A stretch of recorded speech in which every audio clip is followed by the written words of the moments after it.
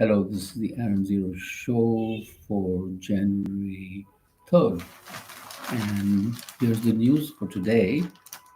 We're trying to make Income Tax Act relevant to the 21st century, according to the Finance Minister, Nirmala Sitharaman. Not wise to keep loading taxes on a narrow base. And she's sending a signal that tariffs not very high. So And Mr. Modi says that the tax break is a big relief for the middle class and should encourage spending and also helping the smaller companies as credit will be extended to them. In other news, R. Pragananda defeats world champion D. Gukesh in sudden death to win the Tata Steel Masters chess title. And both had lost earlier matches, but this was the final match.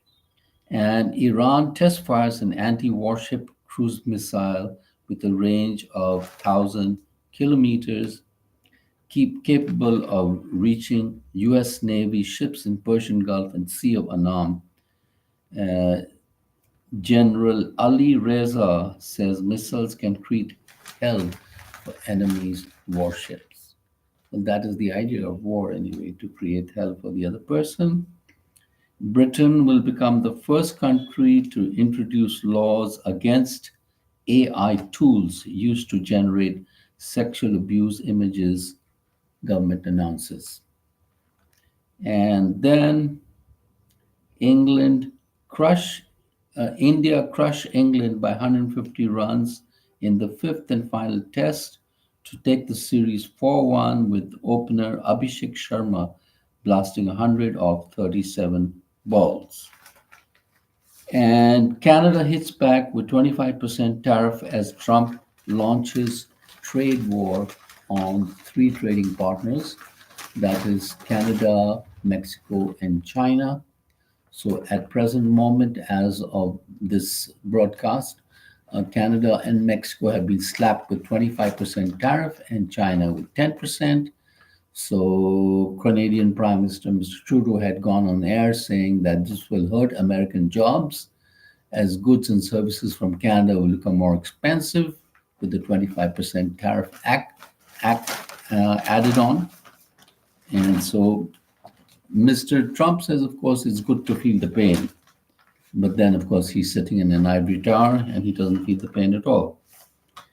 And ISRO's 100th mission satellite faces glitch as after it was launched, some valve in the satellite has not worked to put the satellite into a geostationary orbit. So they're having problems with that satellite now. And today is also the holiest day of the dip at the Mahakumbh Mela called the Amrit Snan Day.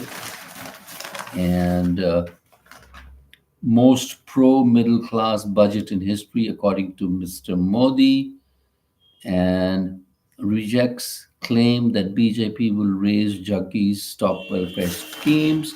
He's talking about the Delhi elections. And so what do we have here? Canada slaps tit for tat tariffs on US, Mexico, and China. Wow, action. Trump justifies trade war by citing illegal immigration, drug crisis as reasons. Well, mostly illegals who come to America, they come to work. They don't come to do drugs or crime. It's a very small percentage of them. It's actually the local population that commit crimes and serious crimes. And according to Mr. Trump, tariff pain will be worth the price, but then he doesn't have to pay the price because he's sitting in a very comfortable ivory tower and has gold plated taps. And according to China, the fentanyl is a US problem. And it said it has carried out extensive anti narcotics cooperation and achieved remarkable results. And the Ministry of Commerce said it would file a lawsuit with WTO, and tariffs go into effect on Tuesday. Is European Union next? And European Union has already said that Trump imposes tariffs on it, that it will retaliate too. And then Secretary of State Rubio is holding talks in Panama as Trump demands Panama Canal control. He'd also said he wants to take it back. And of course, the Panamanians refused to give up the canal, which was built in 1917 or 18 and handed over to Panama. So the president of Panama says that ownership of the canal will not be negotiated. Another very troubling news is Mr. Musk's team has gained access to Treasury Department payment system, and so that's like having the keys to the bank, and Musk will have access to all the government money really, and he could really mess it up and steal a lot of money. And that same is for Mr. Trump. He could divert funds to Trump too. And they are have access to the social security system, Medicare payments, etc., all very sensitive information. And USAID security chiefs placed on leave after trying to keep Dodge from classified info. And Bibi heads to US to discuss win over Hamas with Trump. So war criminal of Israel, this prime minister, is going to go to the White House to talk about his victory. And it's no victory, it's actually genocide that they've done there in Gaza. And global markets set for fresh jolt after DeepSeek blow. So the global markets are reacting to the new AI program, Chinese, called DeepSeek, which is supposed to be much cheaper than the billions of dollars that US companies spend. And 2 Indian students killed, 2 others seriously injured in a car crash in Ireland. And DeepSeek is a win for China in AI race. Will Communist Party stifle it? So that is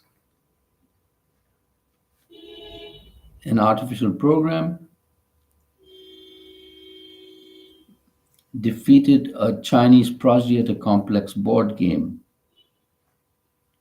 The decisive loss to a foreign computer program was a sort of Sputnik moment for China.